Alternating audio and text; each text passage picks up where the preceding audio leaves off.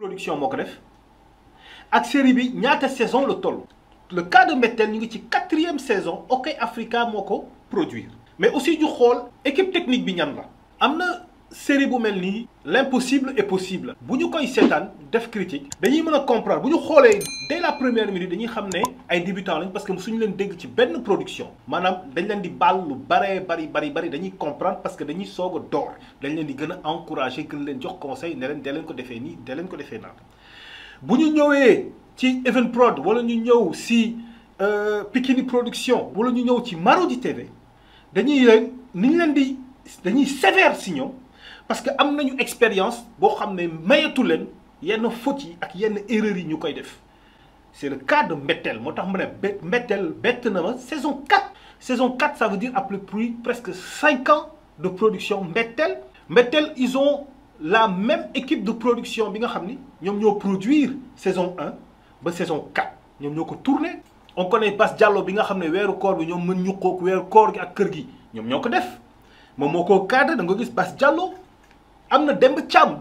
c'est le preneur de son. Kan moo xamul Demba Thiam dans le milieu cinématographique on le connaît bien. Il y a Bachir Kane monteur nga xam ne c'est le chef monteur. Kan moo ko xamul ci milieu cinématographique ay entreprises de télécommunication dañu koy engagé mu leen defal ay publicité. Donc ce sont des gens qui ont de l'expérience. Ou bien je me suis dit bah ils ont mis les noms des professionnels alors que ce sont pas les professionnels qui ont fait cette saison 4 hein. Mën nañ def générique bi ne ñii ñoo ko def les pros alors que ñi ko def ayuñu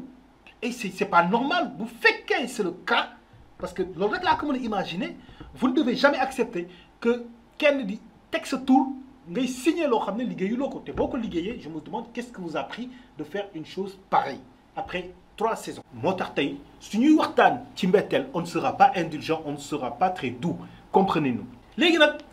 pourquoi tey suñu paree dinañ ma wax lu tax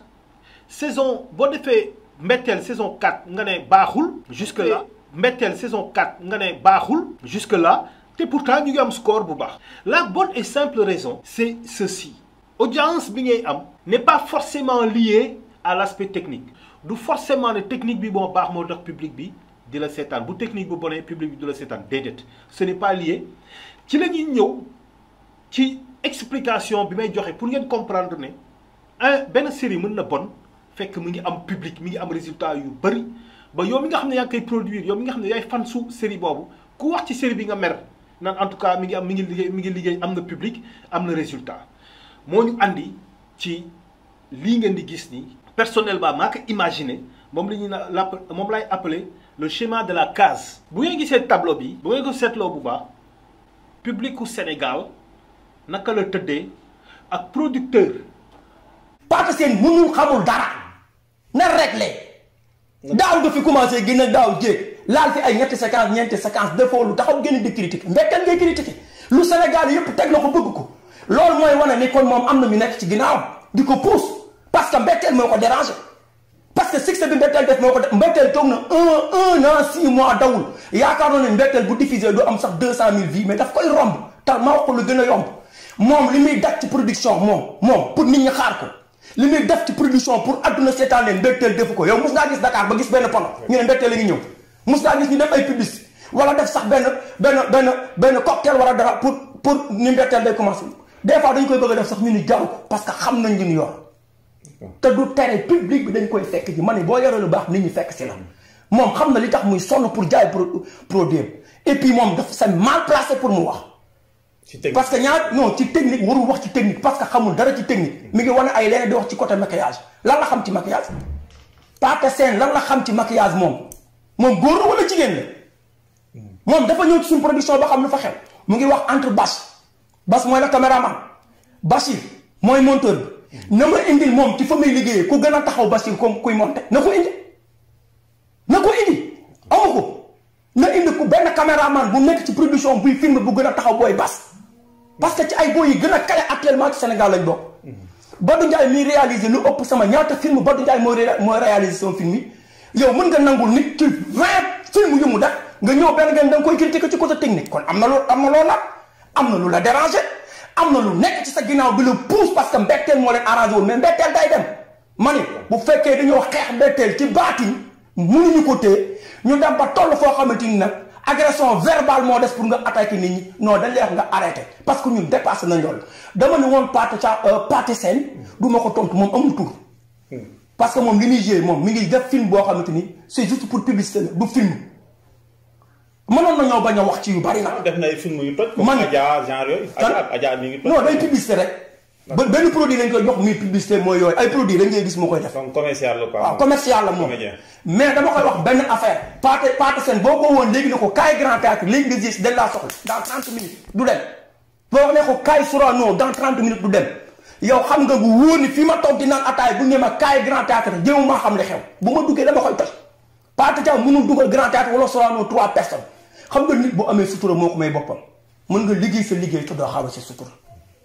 yow mën ngaa nekk ci ay film nga nekk mbooloo di tourné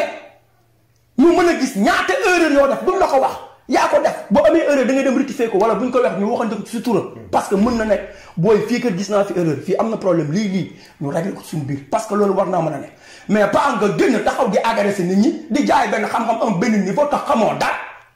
Pathé Sène fan la tax ak lu mu def ci réew mi ci wàllu théâtre kenn reconnaître la amoo trophée Serigne Ngagne samay trophée ngi nii 2019 Serigne Ngagne mooy meilleur acteur Sénégal fii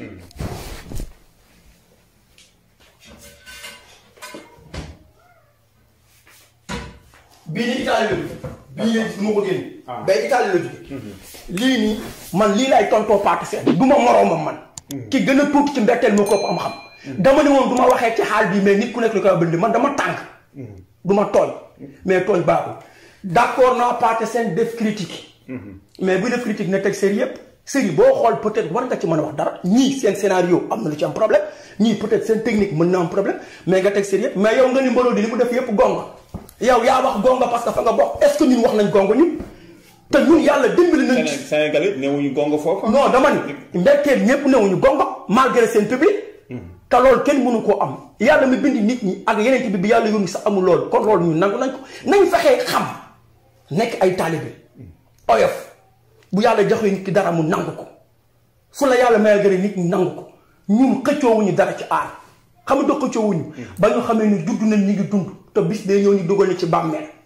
am ñu jiitu woon di ko def succès bu nu ñu am ko def loo xam ne ñun mënuñu ko def ñu dugal leen ci bàmmeel ci lañ xamee ni ñun dañuy participer rek def li ñu war a def suñu jeexalee taxaw ñeneen continuer ko parce que du jeex am nañ suñu ay doom ñu ngi ñëw tey jii ñun li ñu liggéey ñu jiitu woon peut-être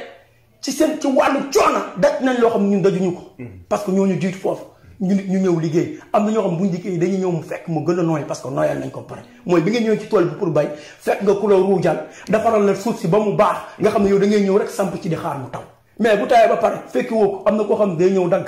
moo koy jëfandikoo te coono bi fekk ko ci loolu day am noonu la yàlla bindi adduna pare guma ci loolu damaa bëgg Pathé Sène